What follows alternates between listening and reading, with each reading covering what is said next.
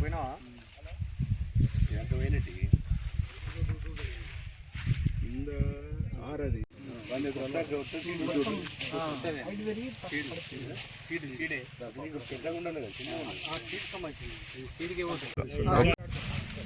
కూడా నేను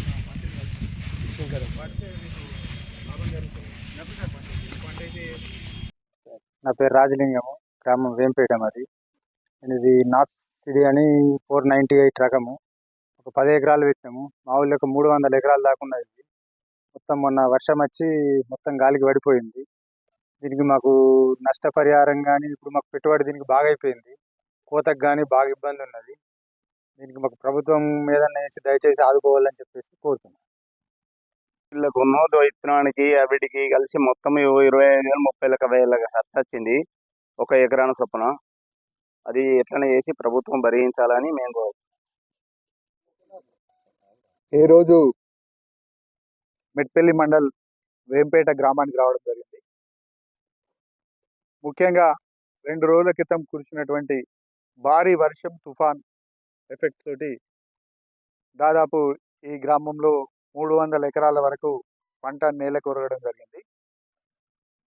ముఖ్యంగా రైతులు ఆరుగారం కష్టపడి కోతకొచ్చే సమయానికి ఈ తుఫాన్ వచ్చి తీవ్రంగా నష్టపోయిన రైతులు, వారికి ప్రభుత్వ పరంగా ఆదుకోవాలని కూడా ముఖ్యమంత్రి గారు మొన్ననే వరంగల్ మీటింగ్లో చెప్పడం జరిగింది.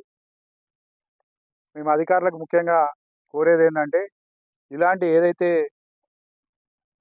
పడిపోయి ఉన్నదో దానికి ఎంతవరకు నష్టం జరుగుతుందో అంచనా వేసి ప్రతి రైతుకు ముఖ్యమంత్రి గారు ప్రకటించినటువంటి నష్టపరిహారం అందే విధంగా అగ్రికల్చర్ ఆఫీసర్లు అందరూ కూడా చర్యలు తీసుకోవాలని. ఎందుకంటే పాపం వాళ్ళు కష్టపడి పండించే పంట ఈ అకాల వర్షం వల్ల ఈ విధంగా జరిగింది. కాబట్టి అధికారులందరూ కూడా తక్షణమే సర్వే చేసి ముఖ్యమంత్రి గారికి నివేదిక పంపించాలని నేను కొరుట్ల నియోజకవర్గ రైతుల పక్షాన కోరడం జరుగుతుంది.